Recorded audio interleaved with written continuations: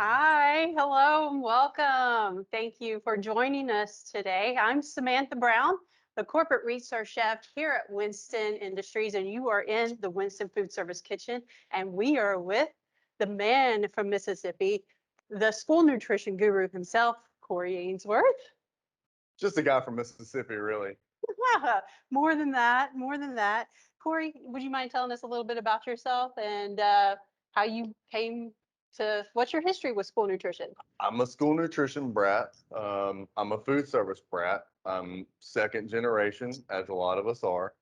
I've been doing Winston for 10 years, school nutrition for 15 plus now. I started cleaning floors and I graduated to dish machines, and then finally they let me cook and eat. So Well, I've been with Winston ever since. we're How about for the folks, thank you again for joining us today. Would you mind giving us a brief overview of what CVap is and as it pertains to school nutrition? Yeah, so CVap stands for controlled vapor, and that's just basically our technology for holding. Um, the difference between us and our competition is there's basically three types of holding. There's dry holding with humidity, and then there's what we call CVap. The thing that makes us different is we're a humidified cabinet, but instead of having the water as a humidity level or percentage, we actually have it as a temperature value. So we hold to a specific temperature, so you can hold lower, you can hold longer. Food stays at a just cook quality for much longer. Awesome. Well, we have our first demo coming out. It's the nostalgic 4x6 cheese pizza. It is a Nardone product. We cooked at 190 on the vapor, 320 on the air for about 20 minutes, and then we let it roll into a hold at 140 on the vapor, 160 on the air. So we'll go ahead and pull those out. And while Sam's doing that, we'll talk a little bit about CVAP technology and specifically holding cabinets. Um, so our holding cabinets, as we mentioned, are CVAP, and that is a 2.5 gallon water bath in the bottom of the unit. We heat that water bath to a specific temperature. So if I want my food to be at 150 degrees, I set my water bath to 150 degrees. The food climbs to that temperature and then doesn't go over. So it's a very precise way to hold food. We're holding to an exact temperature value, which means we can hold lower and hold longer. Um, Now, our holding cabinets come in a variety of different configurations. We've got a full-size unit here. We also have half-size units that we stack all the way down to drawers. So from 14 sheet pans to 4 and 5 sheet pans, all the way down to single hotel pans. But we've got a different configuration for your needs. Um, our cabinets compared to a dry cabinet, for instance, the dry cabinet's just going to set a temperature. And when you think about dry heat, what I really boil it down to is evaporation. Think about it like the sun.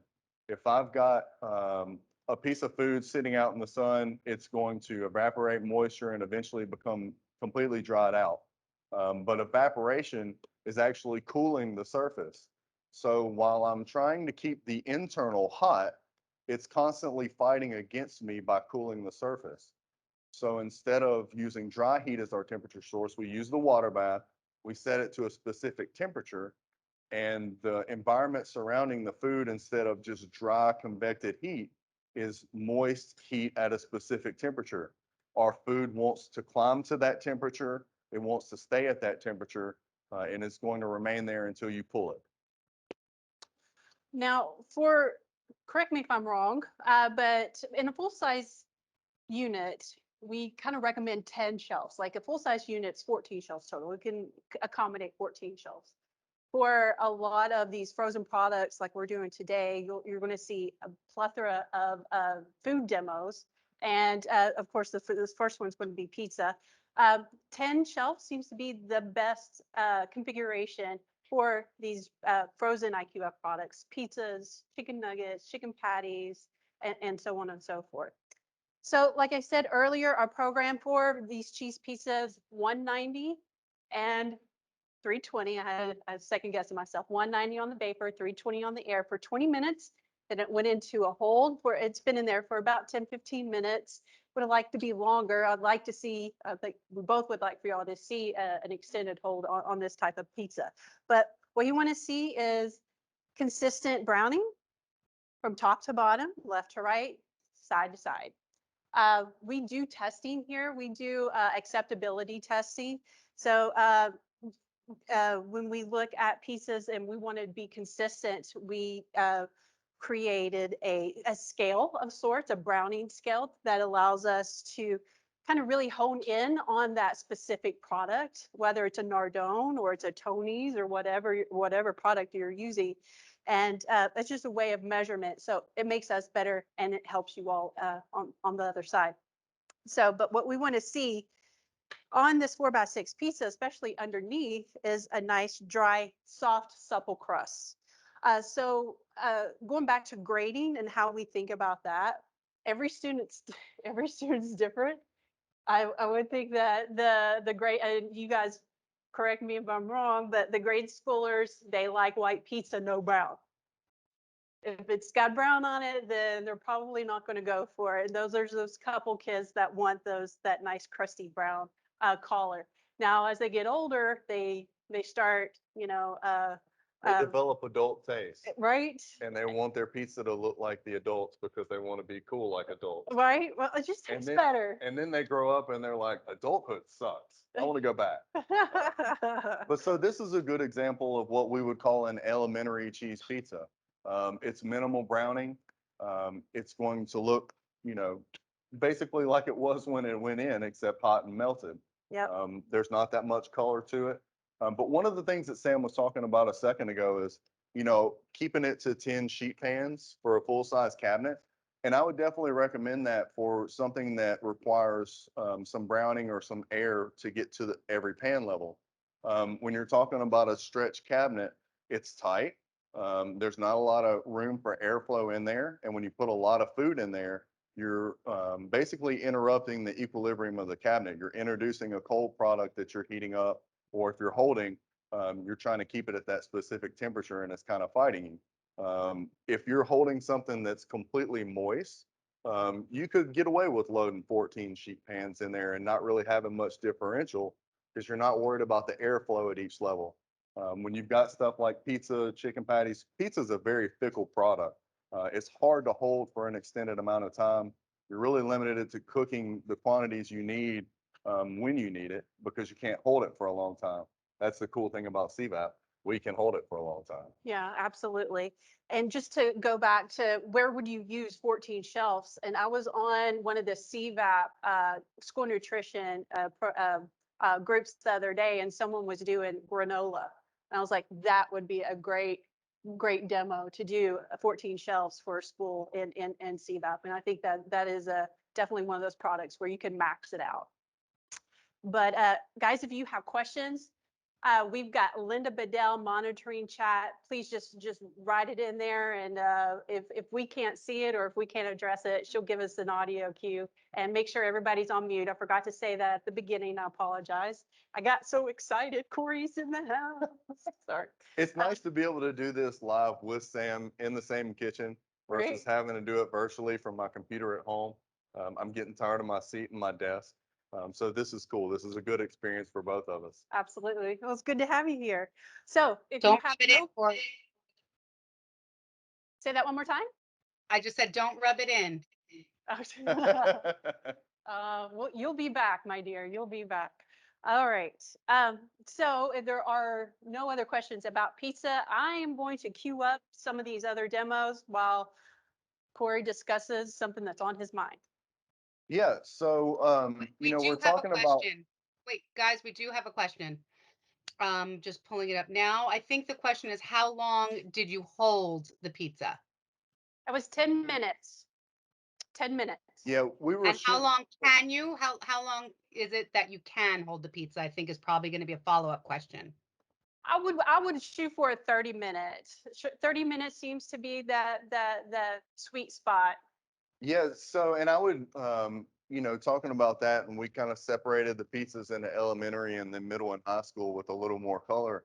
I actually think the elementary pizzas are easier to hold because you're holding at a lower differential. You're not worried about keeping the browning and the crispiness on the outside texture. So it's easier to keep that cheese a little whiter as this is, versus the brown cheese, which will continue browning if you have a higher differential on your holding temp. Thank you. Yes, ma'am. Um, and just interrupt anytime you have questions. I'm going to talk a little bit about holding cabinets and the different configurations. We said that we have different sizes, which equals different capacities. We also have different features. The cabinets that we have in the kitchen today are all 5 and 7 series cabinets. They all feature a touchscreen control. They have 8 pre-programmed channels in there. It's designed for ease of use. So really, to get going, all you're doing is hitting the power button and then picking the channel that you're cooking or holding on at that particular time. It's going to preheat. When it's done, it will say heated, and then it's going to be your cue to load. You hit enter to start your timer, and you're off to the races. So 3 buttons, you're good to go. We do have other controllers. The 7 series is basically the same controller as the 5. The difference being that we have, it's probe capable, so you can cook and hold by probe. It also has some cellular capabilities with Android phones. There's an app where you can program your channels. And then you also have the ability to turn the fan on and off. The 3 series controller is basically the same cabinet as the 5 and the 7, but it's got a touch-down, simpler controller with just 2 buttons for water and 2 buttons for air. So you don't have the ability to lock in the 8 channels, but it's got the same power. It's basically the same controller as our older units before we gave them a facelift. So very simple. Aside from the controllers, you can get cabinets with windows in the doors. You can do solid doors. On the holding cabinets, you can do pass-through unit, which I think are really cool. In the past, C-Vap cabinets has been more of a back of the house cabinet. And you use basically the same type of holding cabinet as your refrigerator on the serving line because you want to keep a clean aesthetic. You want a good looking cabinet to face the front of the house. We gave our cabinets a little bit of a facelift so that we can operate in that space. We look good next to a refrigerator. And not only that, but the majority of those cabinets are all dry cabinets. So as we mentioned earlier, not only are you evaporating moisture from your food, you're also setting it the majority of the time that I see about 30 to 40 degrees above where you really want it, because those cabinets don't recover as well when you're in and out of them. When you're opening both doors, you're letting all that heat out. The same thing happens when you open a CVap door. The difference is you've got a water bath in the bottom. You've got 2.5 gallons of water in that bath, and it's heated to 140, 150, 160 degrees, depending on your set point. So when you open the door and all of your heat and your humidity, your environment goes out, that water bath isn't cooling off a bit. When you shut the door back, it's filling your cabinet with 150 or 160 degree steam again, and your recovery time is cut way short. So in that pass-through holding cabinet space in between your kitchen and your serving line, now you have the option to have a really good humidified cabinet that's actually much lower in cost compared to some of your refrigerator manufacturers. So you're getting a better hold at a cheaper cost.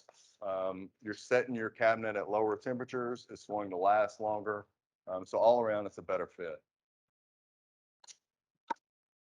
All right, guys, I'm just pulled my mac and cheese out. This is a basic mac and cheese macaroni and a, I would call it quick scratch or fast scratch or whatever. I'm just giving it a quick stir and I want it to get up to temperature, but I'm retherming this in a half-size unit at 200 vapor, 200 air. So when you set the vapor and air equal to each other. That creates a high humid cabinet, 100% relative humidity. And that creates a nice cushion of, of moist air. I'm not putting anything over this. I don't need to worry about drying out because of this environment. If I were to put this in a convection oven, I'm going to get, I mean, depends on really what you want, but I think for schools, we want 100% edible product, and we don't want those crispy bits. We're not looking for, this is just a standard mac and cheese. It's not a baked mac and cheese. So the goal is to get up to temperature. You don't want to kill the product. You want it to be a nice food safe temperature, a nice quality, and CVap with 100% humidity, a relative humidity at 200 vapor, 200 air. And this is roughly about 7 to 8 pounds of product. And it's going to take about 45 minutes. It's been in there for 20, 30 right now. So I'm going to pop it back in, and then we'll look at it once it comes up to temperature. And just talking about that a little bit more, we're going to talk about the ovens in a minute, but it brings up a good point. Our ovens kind of fit in a space in between a convection oven and a combi. They've got water, they've got humidity, which a convection oven doesn't, but they're also maxed out at 350 degrees. So we're not cooking as hot or as fast as a combi. That difference being, speed isn't always the biggest priority. As Sam mentioned, I would much rather cook something for, 10, 15, even 20 minutes longer at times if I plan for it and schedule for it. If I've got 100% usability in my product, if I've got a product that I'm going to end up throwing away in the trash, that's just wasted time. So not only are we cooking things to a very precise temperature and a very precise specification, but we have almost 100% usability, no waste, no money in the trash can. All right, we got some fries coming out.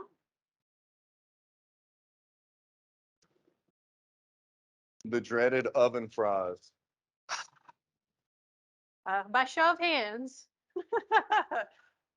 who's a purist and thinks that French fries should be fried?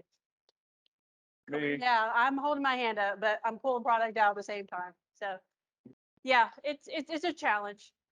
It's a challenge. So we're going from one extreme to the other. We're going from high humidity to no humidity at all. So what we did with these 3 products, they're all potato products, 2 French fries, a fun format for the kids as well, maybe for breakfast or lunch or what have you.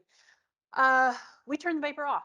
Now there's still water in the reservoir, so it is creating or it is contributing to the vapor in the cabinet, but no additional vapor than what the product is bringing to it with additional of whatever is in the cabinet. And 350, so off on the vapor, 350 on the air. Another thing that we feel helps with an oven fry is the perforated pan. And it just, especially in the center of the oven, or the center of the pan. I tested, Corey has tested, everybody has tested fries in an oven.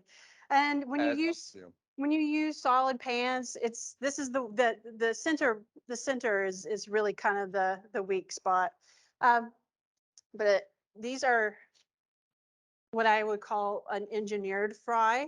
Rally fries. What'd you say? Rally fries. Rally fries. It is a crinkle, not a crinkle, but a curly cut fry. It has a batter system on the outside that's got some sort of starch. It's got some seasoning in it. So does this one. It's really light. But I think overall, this was a 35-minute cook on both of these fries. So these 3 pans went in together. And then 10 minutes later, we put the smiley formats in. So these actually took less time. Now, you might think that this is a bulk, like a bulkier potato product would take longer, but this is actually like almost like a mashed potato. So it's a little bit different. It's not like a whole potato product, you know what I mean? So it actually took a little less time. Plus, I think the smiley face perforations adds to that quick cook, but they're nice and crispy on the outside and with some nice browning as well. So A lot of people ask, what's the worst thing you do in the ovens, or what's the thing that you can't do in the ovens? And we talk about fries a lot because it is the hardest thing to do in an oven. It's the hardest thing to hold. They were really meant to be fried at a high temp, solid oil, super crispy. Only way to really hold them is under a heat lamp, in open air. Once you put them in a cabinet, they're going to give off their own moisture, so they have a limited amount of time in there. yeah, But like I said, if you plan around it, and there's a couple of little tricks like slacking your pans out in the refrigerator overnight the day before, using the perforated pans, using fries that work better in the oven. If you've got, a very small shoestring fry and they're not put on the pan in the right amount and they're sitting on top of each other, you're going to end up with crispy fries on top, soggy fries on the bottom. And it's going to be a mixed product that doesn't come out well. So little And tips Ruby, and tricks will get you through it. and I think you pretty much just answered this question, but a question was asked if different brands of fries create different settings. And I think For different sure. brands and different sizes of the actual product itself will create different settings, and there'll be some trial and error with it. absolutely. I completely agree. So I would say that this is our largest fry. Um, so from a size standpoint, and this I would say, I mean, it's a smaller cut, but it's as bulky as the straight fry. And it took about the same amount of time. Now we've done, so I would say this is a 1/4 inch cut-ish, maybe a little bit smaller on the curly, but we've done a 1/2 inch crinkle cut fry that took about an hour. So size, the bigger the fry, the longer the cook. Uh, so yeah, size is a factor when it comes to baking. Um, Another little trick. So your CVap cabinet has an open reservoir in the bottom. Uh, we don't really have to worry about the school nutrition channel or area so much, but when it comes to cleaning, putting a solid sheet pan under your perforated pan on the bottom shelf, nesting it just like this, helps keep any of those fines that are coming from, the top part of the cabinet from going into your reservoir. It just helps with cleaning. And it's just a simple little trick that you can put on the bottom shelf. Yeah, for sure. I mean, a lot of fried products, or fried in quotation marks, oven baked fried products, have a coating or a texture on the outside, and you end up with crumbs. Perf pans work the best as far as getting all of the surface area crispy and having a more even cook, but you do have some drop and some shake that gets through. So putting that solid pan on the bottom is makes a lot of sense. Yep, it helps. Yep. Any questions about fries? There's gotta be. Yeah. Like I said, there's hundreds and hundreds of them. How many brands there are. So one setting for all those fries, it's just not feasible. So it's kind of it's very product specific, and that's kind of the cool thing about CVAP is that you can get down into those nitty gritty details of each single product where you convey your kind of hand tied. Yep. All Um, right. yeah, let me ask. Hi, Corey Armando. How you doing? Hey. Hey, so what we're saying with fries, regardless of the time changes, whether it's 45 minutes or an hour, depending on the density, etc. But what we're saying is that we're totally turning the vapor off entirely, and we're creating a convection environment with regardless of the fries. Is that my understanding that correctly? Yeah, but I would say that the settings will change also at times. That's one of the things Sam and I were talking about at the beginning of the week. I'm actually looking forward to coming in for the sales meeting because in the past we didn't have the option to turn the evaporator off and cook with the water off. So this is a new development in the new ovens. It's something that Sam's worked with a lot more than I have, so I haven't gotten a chance to do it a lot. We've cooked fries at 200 degrees on the water and 350 total cook. And for a larger fry, if I'm handicapped on time and I need to get it out, 200 and 350 is as hot as it'll go. And I just use it as an a la carte oven and bust it out as quick as I can. It just depends on your specific product, really. I feel there's a trade-off. When you use high vapor on a French fry at high vapor, high air, you're going to have a trade-off. You're going to cook faster, but it's going to be a more moist product. Is that fair? Fair, Okay. 100%. All right, thanks, guys. Yeah. Sam's got some cinnamon rolls. All right. Some cinnamon rolls that have been proofing. So not only can you hold in our holding cabinets and ovens, but you can also proof. Yes. So this is a Rich's, excuse me, Brian, we'll scoot down. A Rich's 2¼ ounce cinnamon roll that we pulled out earlier today to let it slack for about an hour. And then it went into an HOV with the vapor setting at 100 and the air set just a little bit higher at 103. So it's a high humidity, so about 85% relative humidity per the instructions of this Rich's product. So you can dial that relative humidity in depending on what the product is that you're doing, especially when it comes to proofing and you want to keep a consistent environment for your baked products. So this took, when it comes to proofing, it's really not time dependent. It's a visual cue. What you want is the product to double in size. This, now again, don't, summertime proofing is a lot quicker than wintertime proofing. So I'm not going to tell you how long it took. I just noticed that they were ready to roll. So, but. Especially in Mississippi. And, well, in this kitchen, this kitchen's about like Mississippi. Mississippi Yeah. right now. Do you feel at home? Are you Yeah, comfortable? Okay, pretty that's much. about right. Hot and humid. All right. But it took roughly about 30 minutes at those 100 and 103. Of course, in the summer or in the winter time, it may take longer. But that's the beautiful thing about C-Vap. It doesn't matter what season it is, the environment that you're putting it in is consistent. So I'm going to bake these at 200 on the vapor, 350 on the air, and that's a maxed out or wide open program. All right, pardon me. And so while she's doing that, we're going to talk about the ovens a little bit. We're cooking everything today in the C-Vap retherm ovens. And retherm is kind of, it's a term that I hate for the oven, but cook and hold was already taken. And I want to differentiate between the two because I actually see a lot of cook and holds in schools these days. And they could have a specific function for sure, but they're really not meant for bulk reheating and cooking of cold and frozen product. They just really don't have the power to do it, which the retherm oven does. So if you look at a retherm oven, it looks exactly the same as the holding cabinet, from the controller to the size to the capacity to the water bath, and it is. The only difference is we've got more air and more heat going through there. We've got more power. It's instead of 120 volt, 15 or 20 amp, we're at 208 volts.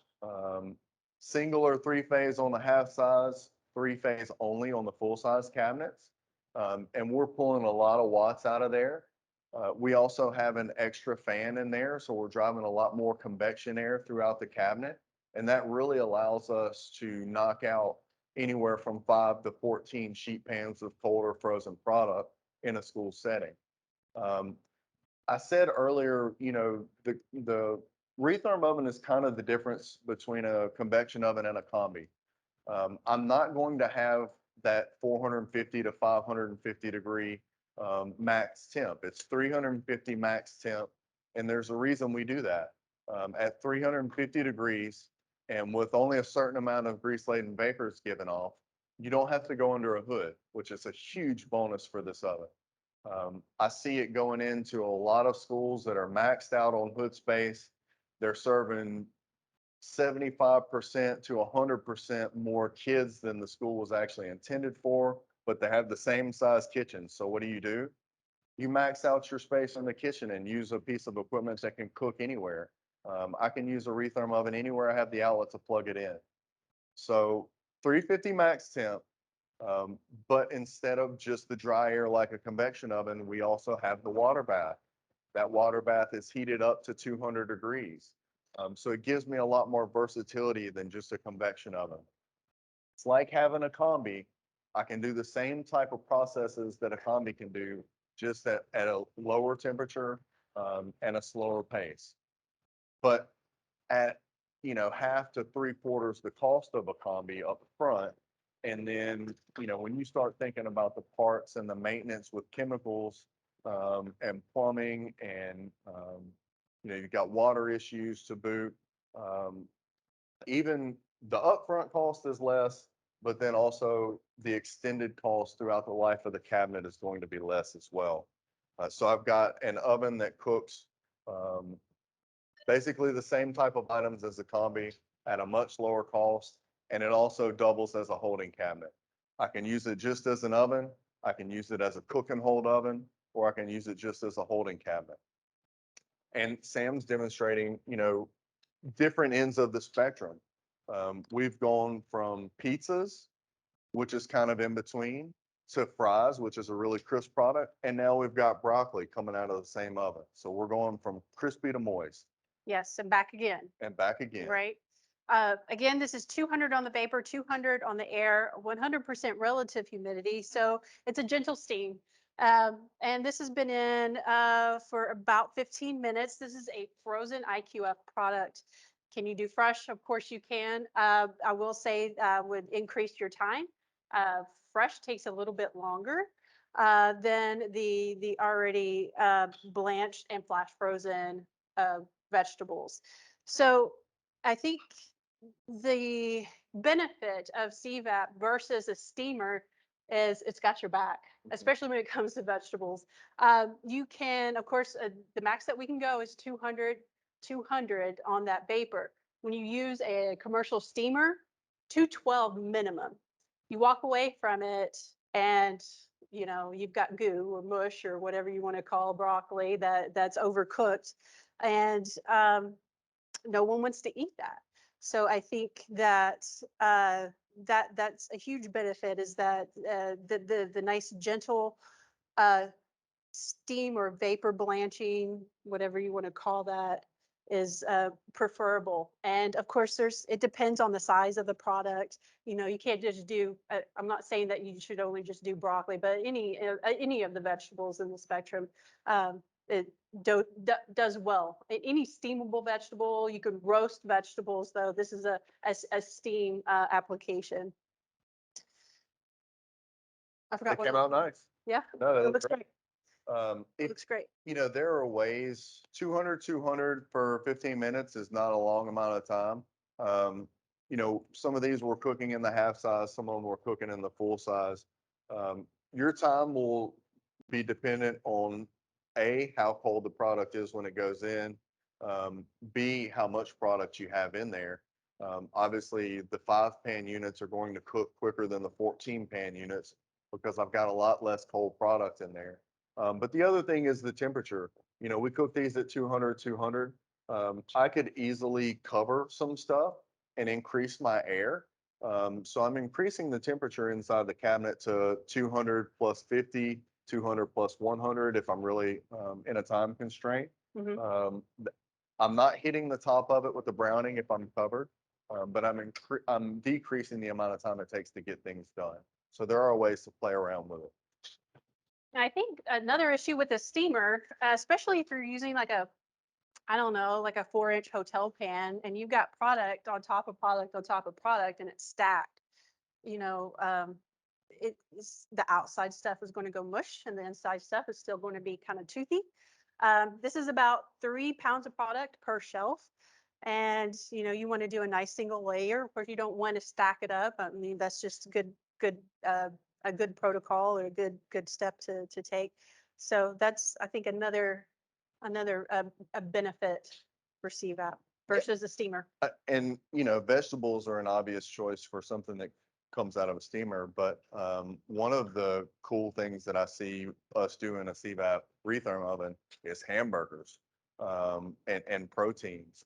You know, you see a lot of times you fill up a hotel pan with hamburgers, you put a little liquid in there, and you're just steaming them. And a steamed hamburger, it's just like, you know, baking fries. It's not the way it was meant to be. You can do your hamburgers in a single layer on a sheet pan. You could do them in a hotel pan if you wanted to, but do them in a single layer in a sheet pan. You can do 5 to 14. It's a moist product, so it's a moist cook, but I can increase the browning on there to 100 or even 150 to max temp at 350. Get some color on the top, but then it's also got that 200 degrees of moisture that's keeping me really moist on the internal.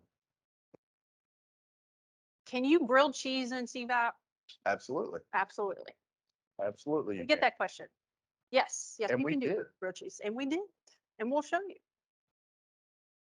Let me clean up my mess here. Again, I used that sheet pan, that solid sheet pan trick on the broccoli. I don't know if you guys noticed it, but I did have a solid pan nested under the bottom one. Again, I don't want to have to keep clean that up later, and it's just a nice little trick to keep in mind. Grilled cheese, nothing fancy to this, just good old grilled cheese, 2 pieces of Texas toast, 2 pieces of American cheese, and a little butter on the outside. It went into the oven at off on the vapor, 350 on the air for about 15 minutes. And we've got a nicely browned on both sides grilled cheese.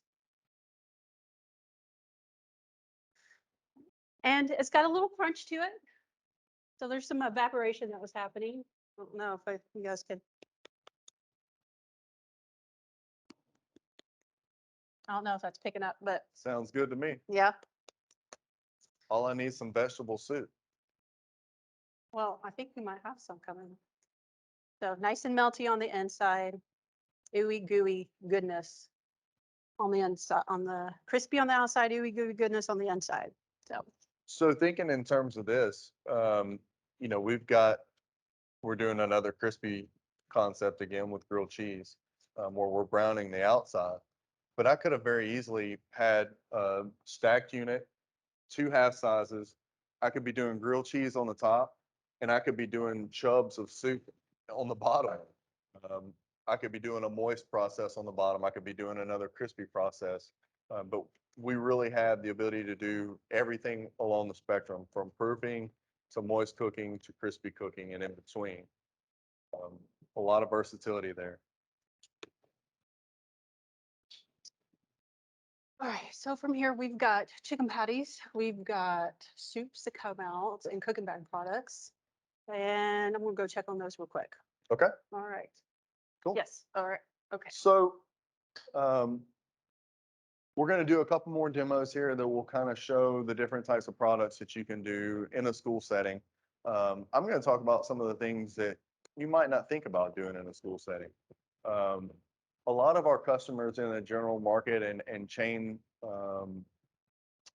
areas use our equipment even overnight.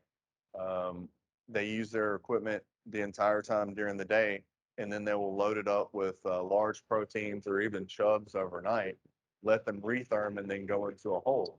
And because we hold at such a specific temperature and environment, you can keep things in there for a long amount of time. So, you know, you think about doing your Thanksgiving turkeys, or doing, you know, a large beef product or a large pork product. We actually did some pulled pork. We cooked a whole pork butt. We're going to break that down. We put it into bags. We're going to demonstrate doing bag cooking in there. So from overnight cooking to sous vide cooking to retherming in bags and chubs to grilled cheese, these ovens can do it all. And as I mentioned, they're hoodless. So anywhere in the kitchen, you have the ability to plug them up. You can cook and hold with this much versatility.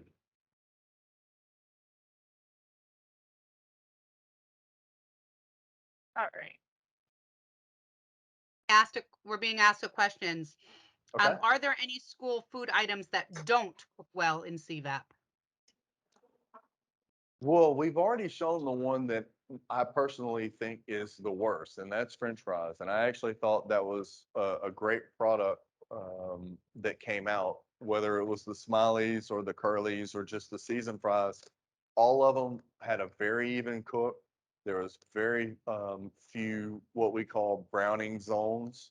All ovens have different zones of airflow in there. And so you'll see the edges get crispy and the insides be a little bit less brown. I thought those fries turned out very well. It was a very even cook. So that's probably the thing that works the worst. The other thing would be super high temperature processes and super dry breads. Probably would be the thing I would. Crusty breads like Crusty ciabatta, breads, yeah. French bread, something, anything over requires 400 degrees or over. Yeah. There's some limitations to it for sure. Okay. So we are at a food safe temperature.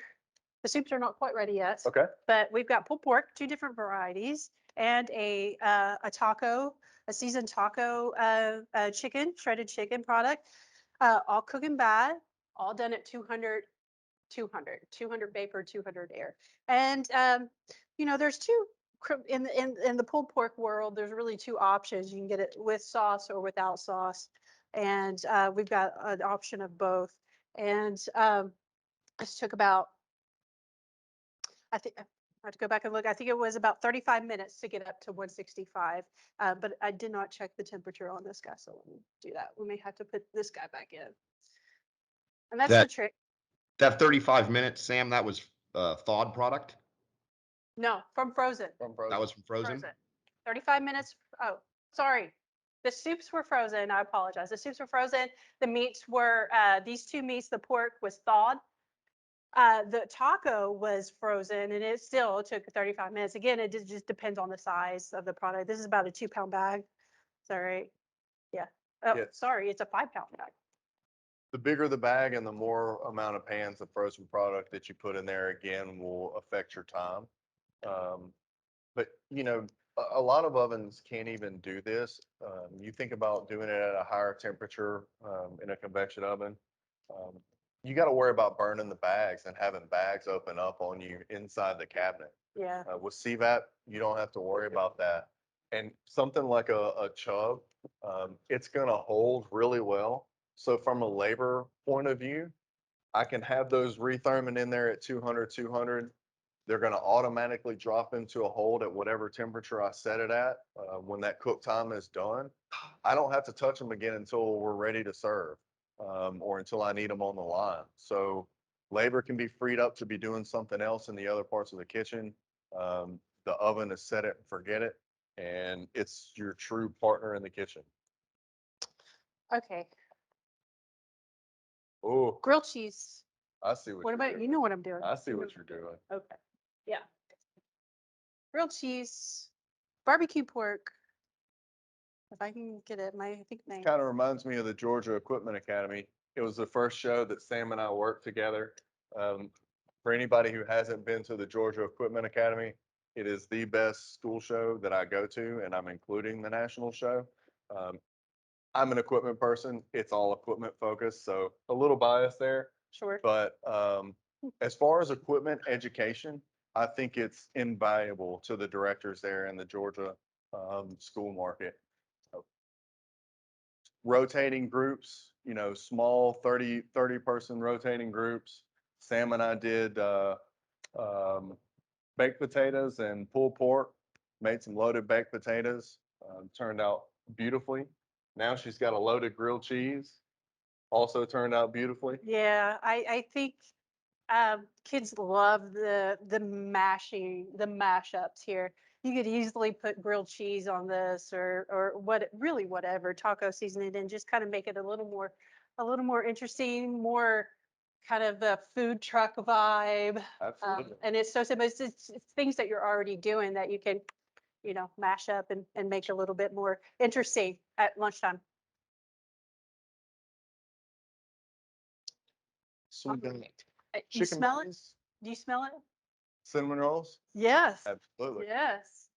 I do. If I was, yeah. Um, so we can smell the cinnamon rolls in here. I hate that you can't We're- smell it through hold the on. screen. We're Ooh. being asked if moist and crispy food can be held in the same cabinet. I'm assuming at the same time. So to answer that question, yes, they can. So one of the things that my boss taught me when I first started at Winston is you hold based on the priorities of the cabinet. So if you've got a high dollar item, you're going to hold based on that. If you've got something that's crispy, that's going to lose its texture, that's going to be my highest priority in there. So I'm going to set my holding cabinet to hold at a crispy texture, and then I'm going to cover the moist product. That way that airflow and air heat isn't getting to the surface and drying it out. You could set for an in-between channel that's kind of in between crisp and moist. It's going to lower your hold time for both. But you know, if you're only holding for a short amount of time, you can certainly get away with it that way. So that was about 15-minute cook on our cinnamon rolls. Great places.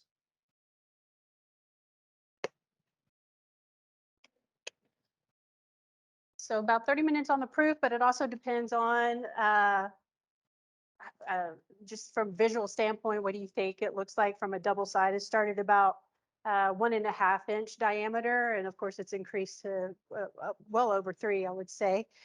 All that we're missing is some icing. Some icing. You want to hand me that bowl? Yep. Okay. So this was a 200-degree on the vapor, 350 on the air. So there's a lot of different 350-degree cooks in this oven. It's not like setting a convection oven to 350 and having it all be dry air. We've gone from having the evaporator or the water heat completely off to all the way to 200 degrees, which is as hot as the oven will get. And one of the examples that I give when people ask, um, you know, if 350 is kind of the same as cooking in a convection oven, and there's a couple answers to that, but one, sticking your hand in a 350 or even a 500-degree convection oven, it's going to feel hot. It's going to feel warm on the outside of your skin, but it's not going to burn you. If I stick my hand into a CVap oven at 200 degrees water and 350 degrees total temp, it's going to be like sticking your hand in a steamer. You're going to be going to the hospital with a burn. It's a more concentrated heat. Um, it's a more concentrated way to cook food. So time-wise, 350 degrees compared to 350 degrees in a convection oven is a different thing. I just realized my fatal flaw here. I put the icing on while it was still hot, so it's kind of oozing off the side. It still looks good, right? I'm still going Looks to eat good. it. Okay, good. Yeah. Yeah, just take a spoon and like, get some of that icing. Yeah. Or When the camera goes off, I'm just sticking my finger in there. Sorry, people. You're vaccinated. It's all good. Yeah. Um, breakfast items, though, you know, this is kind of a bread item. It's a baking process, but breakfast items work really well. And there's one thing that I want to touch on, and it's the delay start feature. And I know you love the delay start feature. So the difference kind of between a combi and a CVap as far as operating is a combi is going to inject steam into the cabinet, whereas a CVap's creating steam off of a water bath. And we have to heat that water bath, and it takes a little bit more time than using injected steam. So whereas a combi is going to take you a few minutes to get to temp, CVap may take you 15, 20, 30 minutes, depending on what your set points are. So the delay start feature is kind of a way around that. And for breakfast, it's especially important to me. You know, a school setting at breakfast, a lot of times you got the manager coming in first, other employees are coming in 30 minutes, an hour later, depending. So the first thing you got to do is start turning your equipment on and getting them hot and ready to go. I can set my delay start feature on my CVap oven or holding cabinet the day before. So if I come in at 6 a.m., I can set it to go off at 5:30. By the time I walk in the door, it's hot and ready to go. I can load it up with anywhere from 5 to 14 sheet pans worth of product, and hit start, and I'm rocking and rolling. That's nice. Yeah, I mean, and for some items, they're going to cook and then go into a hold. Again, I'm not touching them again until I've got to serve. So it's your all-around breakfast machine for sure. Speaking of breakfast, I've got some individually wrapped sandwiches here. I'm gonna Cool. pull out. I've been holding since the beginning of our All of you, presentation here. all of you guys in the school setting know that in the past year, we've gone to a lot of wrapped items, individually wrapped items.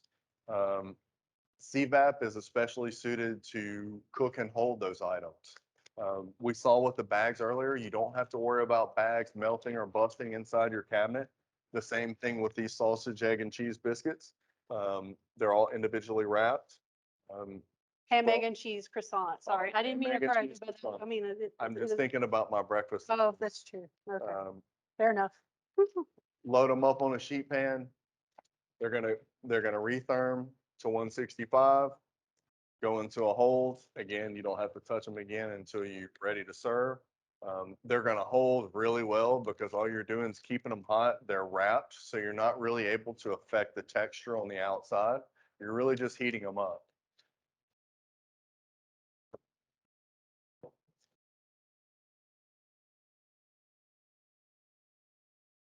Yeah, very nice. That looks good. Yeah, nice and dry on the outside. Let me take my glove off here. Dry on the outside. The bread is soft and supple. It even has a crispness to it. It's a croissant, so I'm actually, with it being wrapped, I'm kind of surprised at that. The bottom, even the bottom is pretty dry. Crisp, not as crispy as the top. Of course, it's thoroughly heated. It was 160 degrees when I checked the temperature. A little moisture migration on the bottom. Moisture migration, as when some of the wetter ingredients kind of roll into the drier ingredients. So the wetter ingredients would be the ham and the egg, and it's just, you can see a little. That's just the nature of the product. You see that everywhere on those breakfast sandwiches. Yeah, Chad mentioned something in the chat that we use the delay start feature to cut our time preheating in the morning or whenever we're using the oven. There's also a couple little cheats you can do manually. All of the ovens come standard with autofill, so it comes with its own setup. It's got a water line. You just hook into any existing water connection, and it's going to keep itself full at all times. If you don't happen to have water available, you can fill it manually. And to jumpstart the equipment in the morning and cut down that preheat time, using hot water will help you get to your hold temp quicker than using cold tap water. So definitely, that's kind of a little cheat. Right. We got Mac again. Yeah, we're bringing Mac Mac is back. back. Mac is back. Mac is back. That's hot. Careful. All right, let's give this. Again, the first thing you're going to notice is it's not dry on the top. You're not seeing bits of brown anywhere. The goal is keeping the product quality through the retherm. So this was prepared yesterday, and I rethermed it at 200. Which is especially important when you're talking about heating leftovers. They've already been through the cooking process once, and you have to take them to 165 again. That expel, I mean, you see the steam coming off of that mac and cheese. That steam is the internal moisture of your product. So doing that twice is going to lose a lot of moisture, but being able to do it at 200 degrees water, 200 degrees air, it's a completely humid environment in there. It's a soft retherm. We could have done it quicker, but the product looks just as good today as it did yesterday. Yeah. So you've got 100% servability out of a product that was done the day before. Yes. All right. Again, you can serve it as is, or with your grilled cheese and do a grilled mac and cheese. I love specialty grilled cheeses. Oh, so fun. You guys will make friends. Okay. Chicken patties. Chicken patties. Let's do it. So, talking about some of the options in the retherm ovens, we have the 5 and 7 series available. Same thing with the holding cabinet. The 5 is going to be the touchscreen control. It's going to have 8 built-in channels in there. You can customize those to your own products, or you can use the ones from the factory. The 7 series is going to be the same as the holding cabinet. It's going to have the addition of a food probe. You're also going to have the ability to turn the fan on and off. And then, as we said, you can use the app to reprogram your channels. No 3 series in the ovens. There's also no pass-through in the retherm ovens. We've got the extra air element in the back of the cabinet. So that prevents us from doing a second door on the other side. But really, you know, you don't need that. And a second set of doors is just another place to lose air out of the backside. It's not a complete enclosure, even with a gasket. So just having the one door on the front side eliminates door openings. You can do glass or solid doors, just like the holding cabinets. You can do 5-inch casters, 3-inch casters. You can do legs. A lot of different options there. We said you can stack the half-size units, or you can even, we've got some districts that are using them like in a coffee bar setup or in a kiosk location under counter. The half-size units on 1-inch wheels are really low profile. You can slide it right under a counter. Small space, no hood. I've got 5 sheet pans worth of cooking capacity there underneath the counter. So really versatile. So this is a 1.6 ounce chicken patty from Tyson. It's got the whole wheat crust on it. It is a CN labeled product. And I am going to cut into it. It's nice and dry on the outside. Of course, all the patties are up to temperature. Not seeing any darkening patterns on here. It's a really nice consistent cook. There's 35 pieces per sheet pan. Take 35 times, I'd say you could probably go up to 12 on easily in a full size. So 12 times 35. Screw it, 380 maybe, somewhere in there. I wasn't good at math. Oh, so whoever's got a calculator out there knows that math. That's 350 plus 350-ish, something like that. I didn't carry the 2. No, was it a 2? I Yeah. can't keep track. But yeah, so normally the geometrical center of the cabinet or any equipment that you're working with is the coda spot. That's why we always check the center patty or close to the center patty, make sure that everything is up to temperature. So underneath the patty is nice and it's dry and crisp around the edges. The longer this sits out, the crispier it will get. The CVap retherms do really well with breaded products, whether it be chicken patties or nuggets, steak fingers, fish patties, fish sticks, even, you know, things like mozzarella sticks. The CVap actually does really good with breaded products, and it's not completely dry. So as Sam showed you on the inside, you still got a completely moist product on the outside. It's nice and crispy and dry for the surface texture that you like. Why was CVap invented? Fried chicken. Fried chicken. A lot of people don't think that we can do crispy processes in CVap, but it was actually developed for KFC and fried chicken. So that's what it was meant to do. Okay. Oh, there we go. And I'm going to check on the soups again. Okay. We also have some cookies. We're running out of room, places to put things.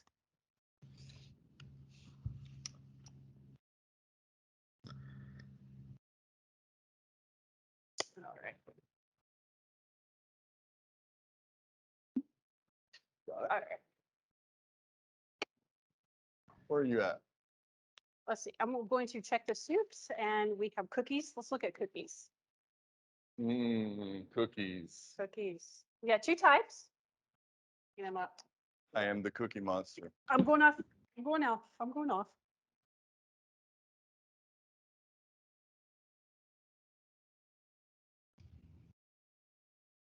All right.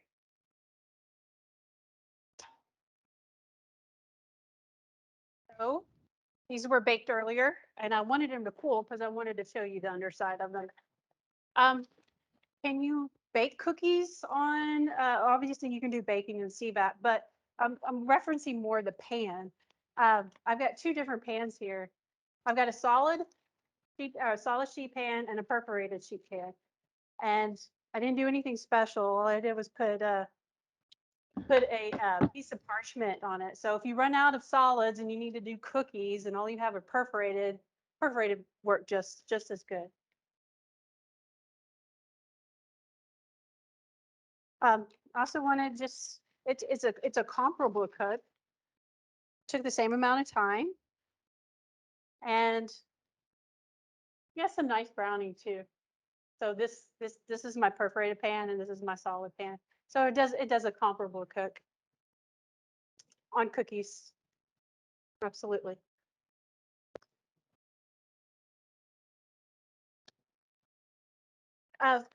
Guys, if anybody has arrived late or if you need to reference any of the materials that we've talked about today, I just want to let you know that we will be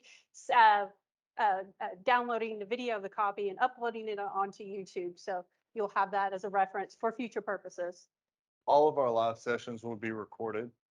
We love to have you guys here live and be able to interact with you and answer questions, especially for our loyal CVap fans.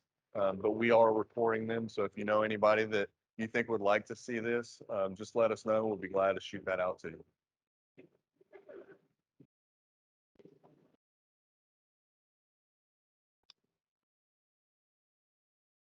All right. So just going back to cooking bag products or boiling bag products, or we have two soups here that were from frozen. Again, perforated pan seems to work best for this type of product because what happens on a solid pan is that moisture accumulates on the pan itself. And so moving heavy pans with product on it and hot water that has a really short or small lip on it, it's not good policy. So definitely allowing some of the pass-through moisture and not accumulate and set on the pan. But any type of boiling bag application works really well in CVap from a cooking or retherming standpoint or from a hold. Absolutely. And they'll hold for a really long time. So again, I mean, it's going to go into a hold as soon as the cook cycle is done. All of the holds are customized to the cook setting. So if I have a crispy cook setting, I'm going to have a crispy hold setting and vice versa with moist. But it really is set it and forget it. I don't have to have anybody babysitting it all the time. Actually, a lot of our customers prefer to have the solid doors so people aren't in there checking on it all the time. They don't, you set your time, set your settings, good to go. Yeah. Yeah, I think we've got some good stuff here. Does anybody have any questions? Let's send it out to you guys. Any questions for us, any comments or anything like that? Feel free to. And if not, I'm going to talk about a couple of things in the meantime. Specifically for schools, we do a different warranty than we do for the general market. You guys tend to take care of your equipment a little bit better than general market chain people. You're also using it a lot less. I mean, between the hours in the day that you're not open compared to a restaurant versus also, you know, a lot of sites aren't open in the summer, so a lot of equipment's not being used in. So your cleaning procedures, you guys are much better at cleaning and taking care of equipment. So we do a 2-year warranty for parts and labor for schools, and then it's 5 years just for parts. So it's a really good warranty. I mentioned earlier the parts and the components on the CVap equipment is cheaper than, especially a combi. I mean, if you have to replace a controller or something on a combi, it's going to be very expensive. Ours is much cheaper on the front end and the back end for parts and maintenance.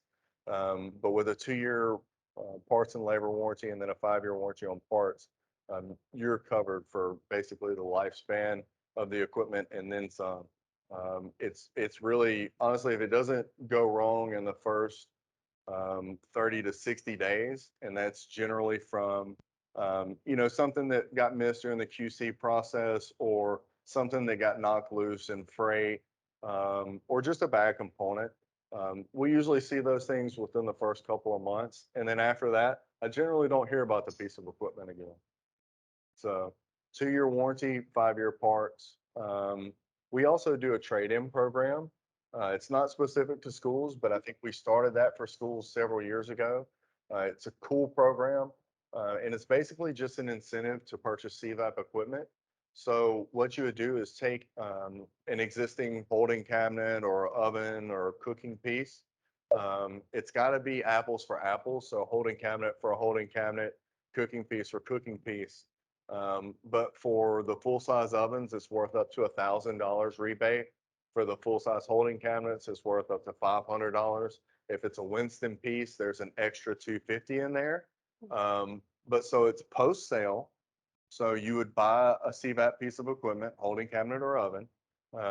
You take your existing piece, you take a picture of the cabinet and the serial number, send it in to us with a form, and then we mail the rebate check directly back to the district.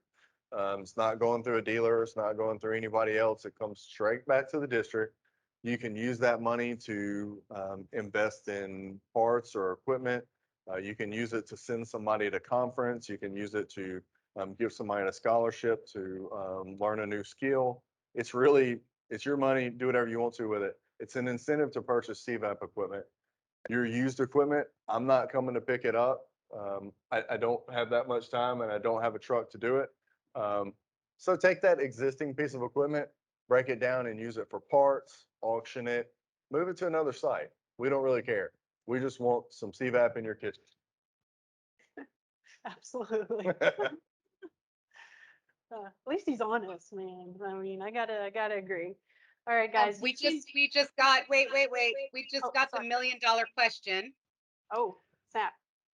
Current lead times. That's not $1 million question, Linda. So lead times.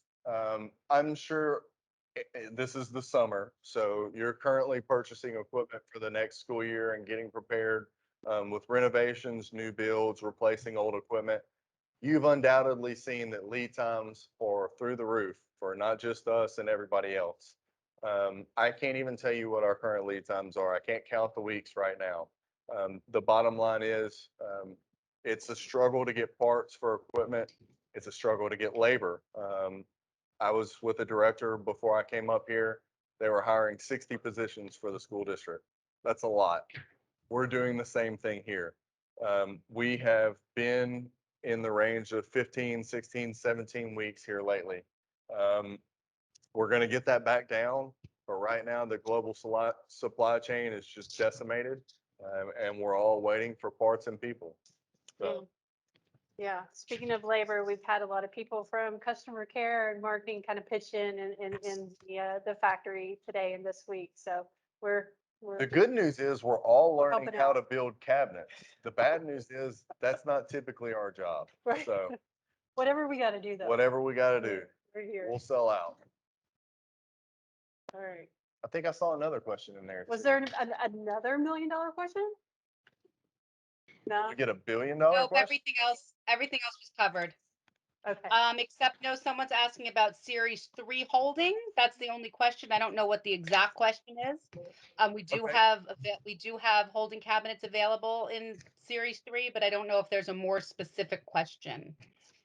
Yeah, I think I mentioned earlier, Series 3, from a power standpoint and from a look standpoint, except for the controller, it's the exact same cabinet as the 5 and the 7. Same performance, same power, same capacity. The only difference is the controller. Yeah, they're asking the real question is why would a school get a Series 3 versus a 5? Well, they're with the more simple control, the step down control as we call it, it's cheaper. So you get the same power and capability and performance as the 5 and the 7 at a cheaper price. If you don't need 8 program channels in there, if you don't need that simplicity of use, if you just want a meat and potatoes controller, the 3 series is going to be your cabinet. If you need that added functionality, the 5 and the 7 also look better. I mean, it is what it is. The 3 is a smaller control platform. It's in the middle of the top of the cabinet. So it doesn't look quite as good as the 5 and the 7. But if you're in the back of the house, nobody's going to see it anyway. It's going to perform the same. Performance the same, aesthetics just a little bit different. Yep.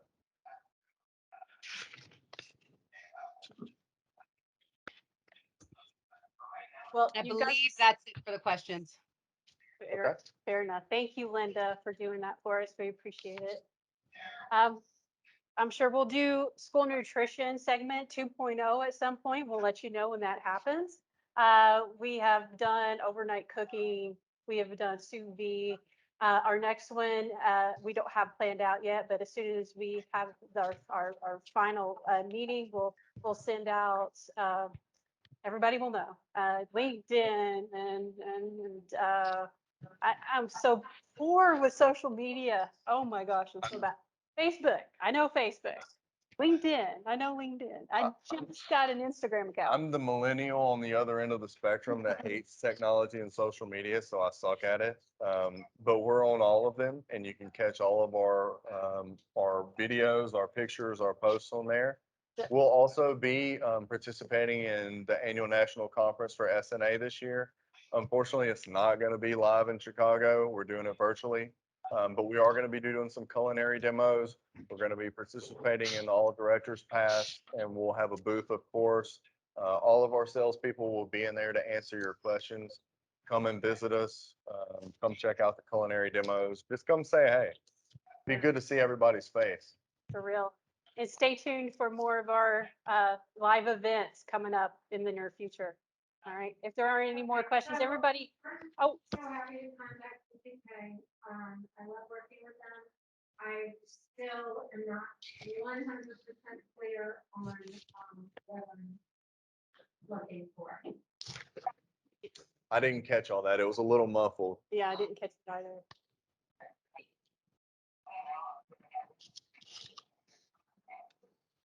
I'm not hearing anything either. Oh, If we have a bad connection, feel free to type it in the chat or just say it again. We just couldn't catch that last one. Yes, please. you turn some of these off. Yeah. And while you're doing that, I'm gonna say, hey, Angie Kirby, Angie Kirby. good to see you. Hey, Leanne. Todd, it looks like you're trying to talk, but no one can hear you. It may be better to type. Is that my most? Oh, I from wasn't Angie? trying to, Yeah. I wasn't trying to talk. I'm sorry. I didn't know I was unmuted. I lost Oh, it. there you go. The big question I have is ketchup or mayonnaise for the French fries? A mix of both is my personal choice. I don't mind mayonnaise, but I'm not eating it on my fries. If you It's combine it with some ranch seasoning and some buttermilk, What's maybe. potato but, salad? yeah, I mean, mayonnaise and I'm potatoes not- go well together. I'm not dipping it in egg whites and fat. I just Oh, but you don't know what you're missing. Someone help me out here. Mayonnaise on French fries. I'll leave that for. It's not just a European thing. That's a Betty Ainsworth thing, not a Corey Ainsworth thing. Oh, ketchup. Ketchup is a classic, but I do like a mix of both. I try not to do it because I'm trying to cut back. I'm a ketchup and mustard guy and Wait, you sriracha. mix it I don't have to, but I mean, for your fries? You ketchup and mustard. I tell you what I really like is that Thai curry from Buffalo Wild Wings. That's some good stuff. I haven't had that. It's good on fries. All right, guys. Thank you again. Thank you for your time. Stay tuned. You will see us more down the road. Y'all take care. Thanks, y'all.